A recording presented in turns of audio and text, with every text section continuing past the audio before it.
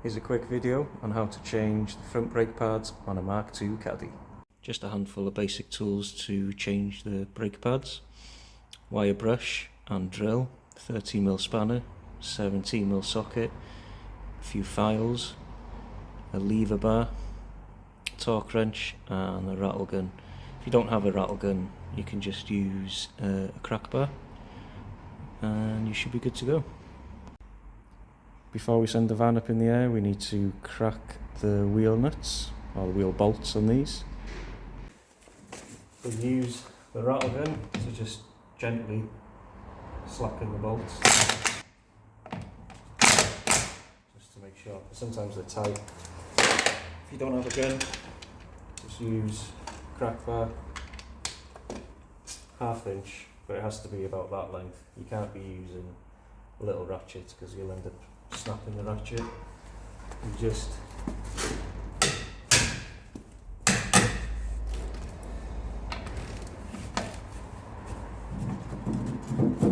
wedge the car.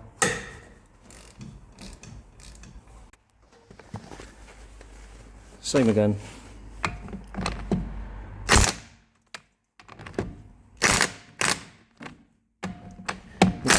If you do have a gun, you might not have to do this on the floor, but sometimes they are really tight and sometimes, depends on the gun, it won't undo them, so you will have to make sure the car's on the floor and do it with a crack bar. Check this little guy out. You don't want to be there for long, mate. Okay, now we can send it up in the air.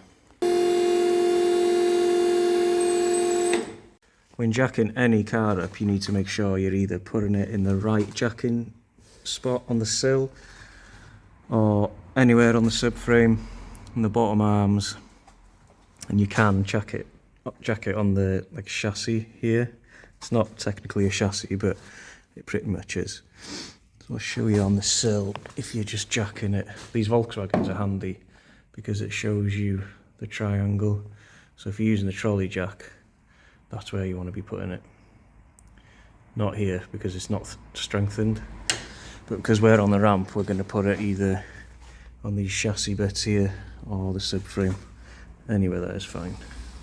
I'm going to jack it on the sill, just because if you are using a trolley jack, that's where you're going to be jacking it.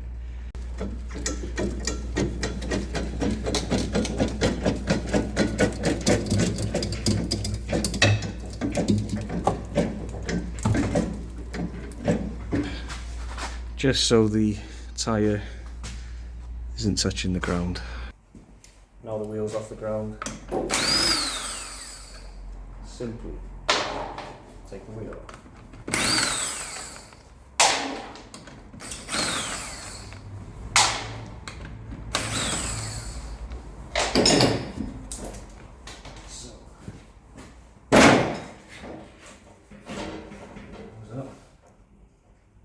Oh, the spigot ring is broken.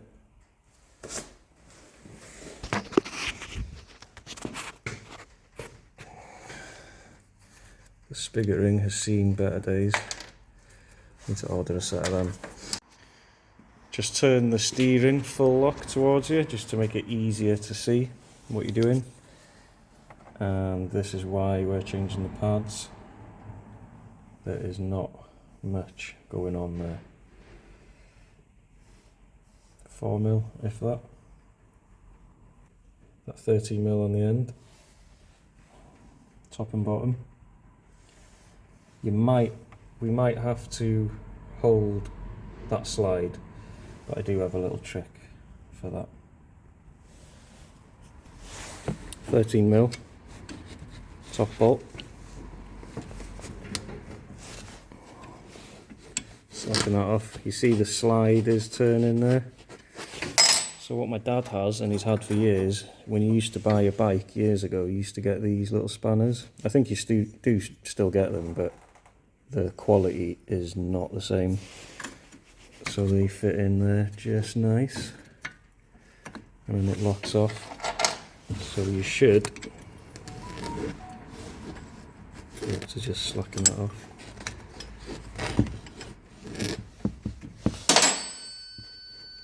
So that's nice and slack. do the bottom. Put this little awesome tool in. Slacken that bolt. Sometimes you can use a pair of moleys in there. Sometimes you can use your fingers, but they do seize. Before you take the caliper off, I like to try and push the piston back before we take the caliper off. So we try just behind the pad in there, and it pulls the caliper forward, pushes the piston back.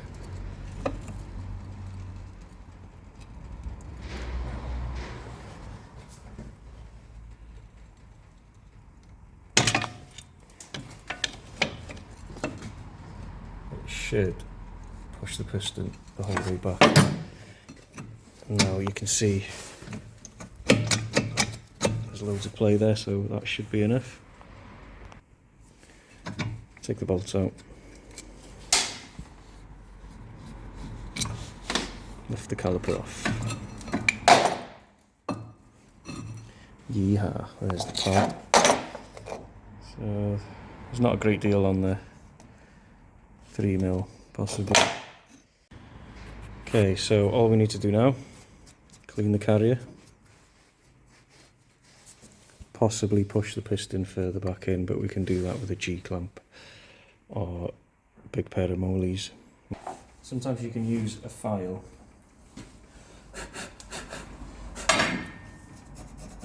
just to clean the surface where the pad's going to go.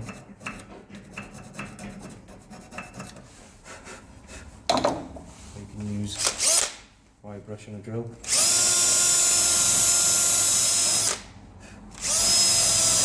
Which works well.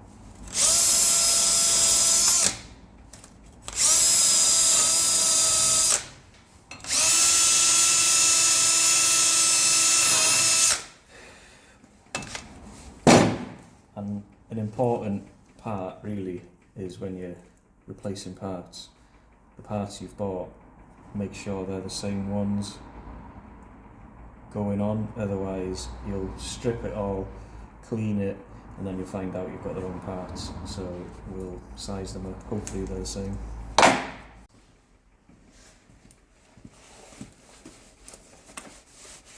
Quality drive tech. Not the best brand in the world, but I needed to put brakes on this because I needed to use the car. So, and it looks like they're the same. So when you're sizing these up, put them back to back, and then you can see all the tabs line up. Happy days. So we know they fit, so we can carry on. So the grease I tend to not use, I can only find. I can't find any lithium grease, so copper grease we'll have to do today. You don't have to go crazy, just a little bit. Make sure when you're keeping your grease you put the lid back on it, otherwise you'll be putting grit and dirt into it and rust, which isn't ideal. Just a light smear.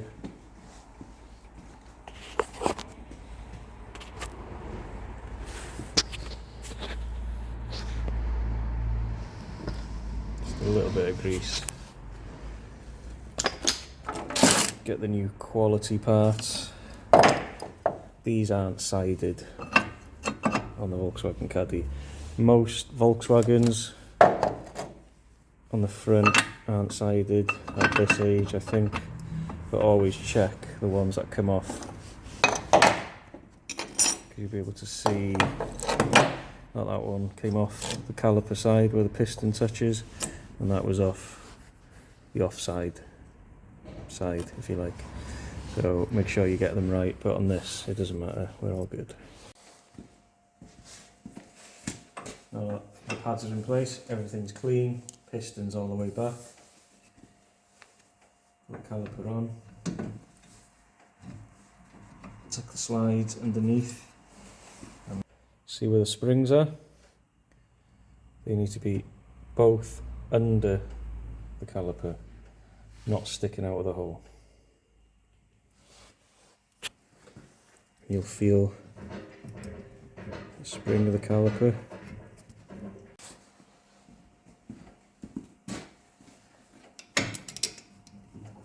You can start at the bottom or the top, it doesn't really matter.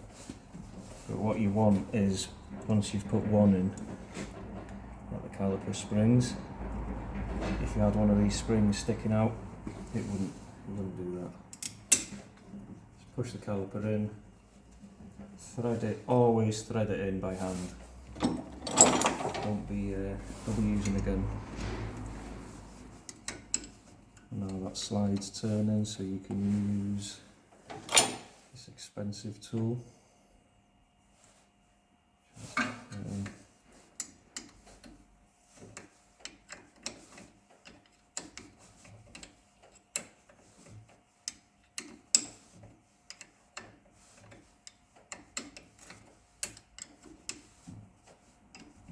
Tighten that up. Sometimes you can use your fingers. That one's going okay.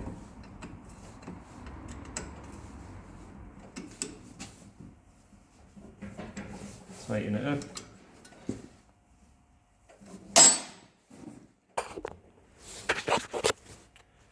Just like that. So the disc turns and there's no noises. Undo the wheel again.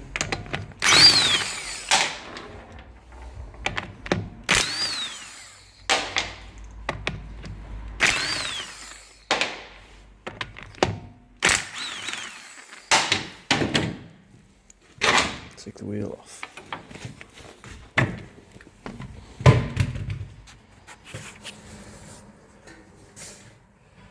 little bit more on this side, but you can't just do one side. So just turn the steering, take off them 13mm bolts, and we're good to go again.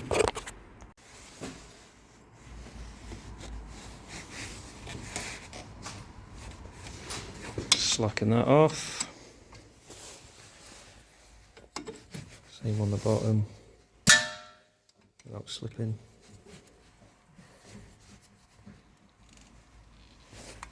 Nice.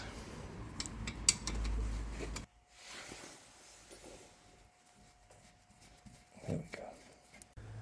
So we'll put the bar just behind the brake pad and just push.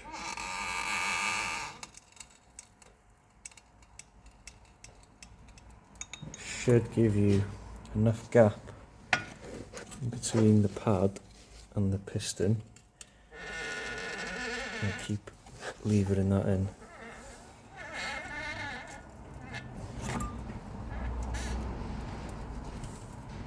And that'll be the piston fully home.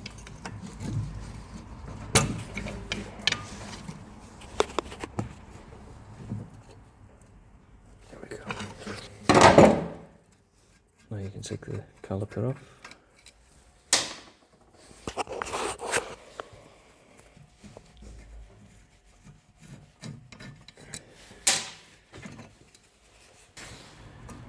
Take the pads out.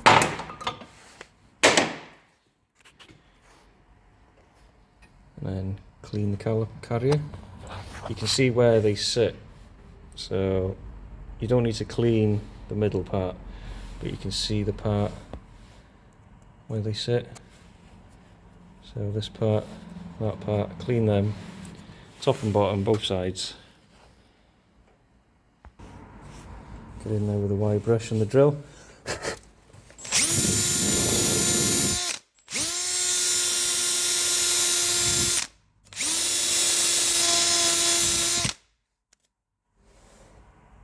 Look how shiny that is. That's how it needs to be. If you've got any rust on there, it has to go. Otherwise the pad won't fit, or you'll wedge the pad in and you'll get brake bind. So just make sure you clean it all. You have nothing to worry about.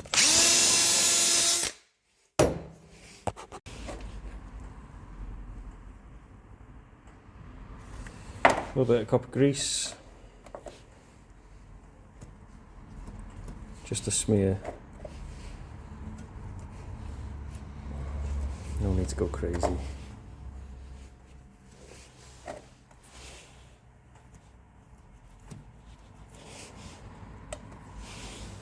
Because if you do put too much grease, then the brake dust and dust off the road will stick to it. Then you get brake bind again. Put the pads in. Make sure you put the pads in the right way as well, and not metal to metal. It has been done. So that's the pad in. Let's try the caliper on. Put the caliper back on. Push the slides in. Oh yeah. One thing. Before you assemble the pads and caliper, you need to check that these slides are free, because these can seize in here. And then they go sticky with the grease, and that looks like copper grease. This is what I was saying about the copper grease. It does get sticky, so I would rather use lithium grease. It looks like Vaseline, so I'll clean them up. Just some maintenance spray like WD. Nice and free. I'm going to have to put some sort of grease back on them. So I'm going to have to put a little bit of the copper grease.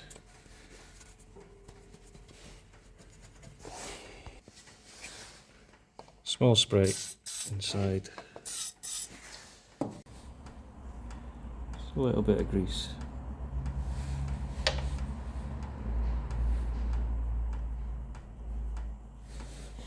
Not too much.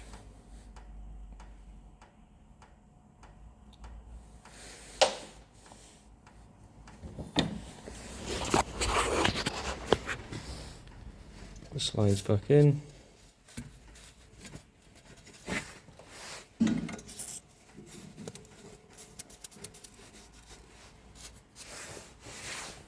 Then we can throw the parts back in.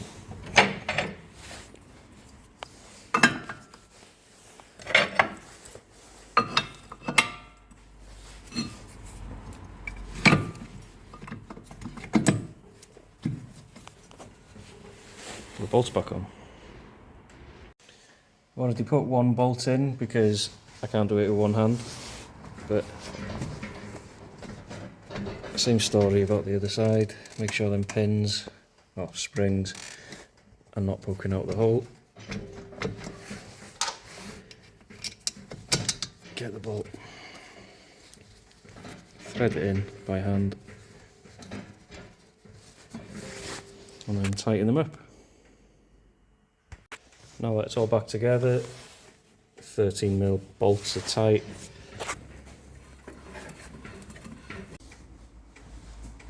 And we can put the wheel back on. How I put the wheels on are the bolts. I put the bolt into the socket, hold it in my right hand, line the wheel up with the bolts, align the holes up, and then just simply lift it in place level with the threads of the hub and just screw it in, baby. Get another bolt,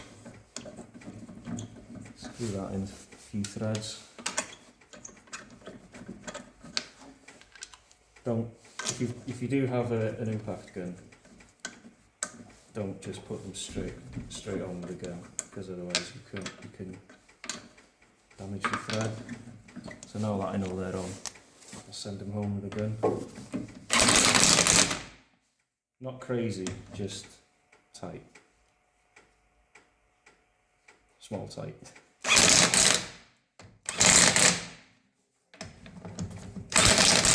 I know this old snap-on gun isn't that strong, so it probably hasn't hit 120 I always leave the socket in there just so I know I haven't tightened the wheel. Let it down on the jack.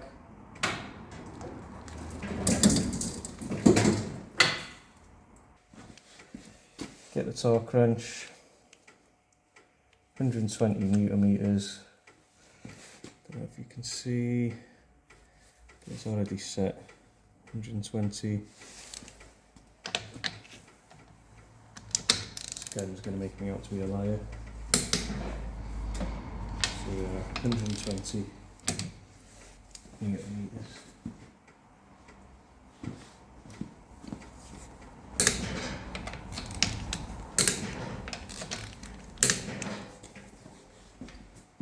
Same with the other side.